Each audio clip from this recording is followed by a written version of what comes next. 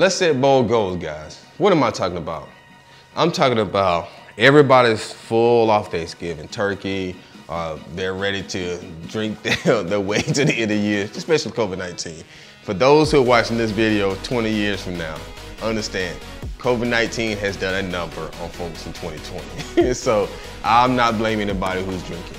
But I'm encouraging you guys to make bold goals. And not only make them, do them. Go after them. Be that savage tiger within you and like eat that gazelle, that, you know, that, what do you call it, an antelope, I think?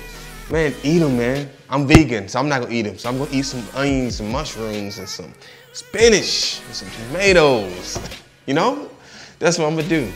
But hey, all seriousness, all jokes aside, we have to learn to, one, set goals that are so big it makes us uncomfortable.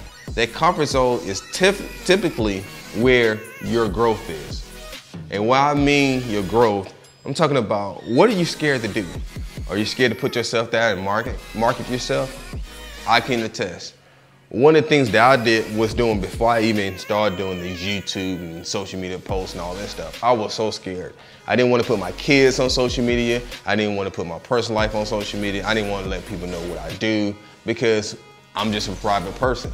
I know it doesn't seem like that now, but I'm very private. And I would take one line that Gary Vee has told me. I'll let people know what I want to know on social media. Now, this is not being deceiving or anything like that, but there's certain aspects of your life that just need to keep private. One of the things I was scared to do during my marketing was to put information about myself out there. But what I've come to realize is if I wanted to grow, if I wanted people to hire me, they need to know me.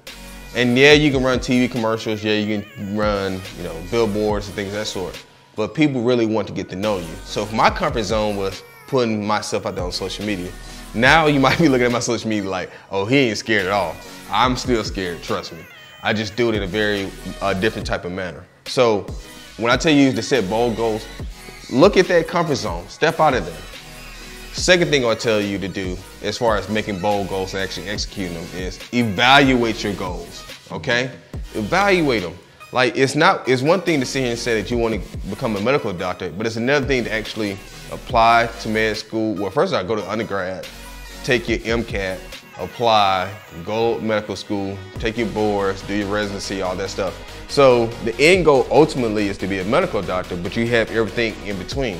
And how you perform on each one of those different issues is going to determine how successful you are in becoming a medical doctor.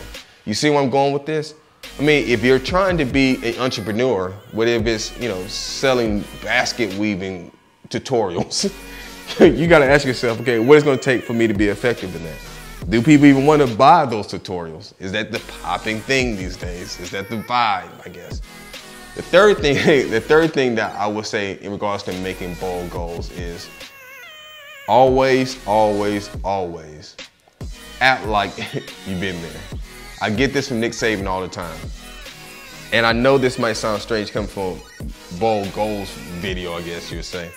But what I'm trying to say in this is that how you act when you achieve a certain level of success is going to determine if you're going to get invited to the next level, okay? People get a little success here and act crazy. Guess what? You might have that one-time deal and somebody might not want to make another deal with you. They might not want to hire you. They might not want to do business with you again. They might not want to bring you on a deal because of how you act in regards to that one deal or getting that client or selling that product or that service. You just took the money and ran with it, or you price gouged them that they just like, okay, cool, I'm done with it. They paid the bill, but they never knew, they never told you like, hey, that was too high. That's not something that I want to do. So when we're talking about bold goals, you want to make sure you set them. You want to make sure that you evaluate them and achieve them. But when you're achieving them, you want to behave in a certain manner that makes it seem like you've been there. And I get that from Coach Nick Saban at University of Alabama football. You know, whether you win, lose, or draw, act like you've been there. If you lose or fail in a business venture, if you like, hey, you know what find out what you did wrong, make adjustments, try again. If you win, celebrate, but also continue down that path. Because that right there is where your goals come in at. Because once you achieve them, guess what? Now you got another set of goals that you need to set up. And then just follow the whole process over again. This is Ronne Rice. Feel free to like, share, comment on the YouTube page. Feel free to follow me on my social media. Get Rice Now, GETRICENOW, or feel free to call or text 205-222-9815.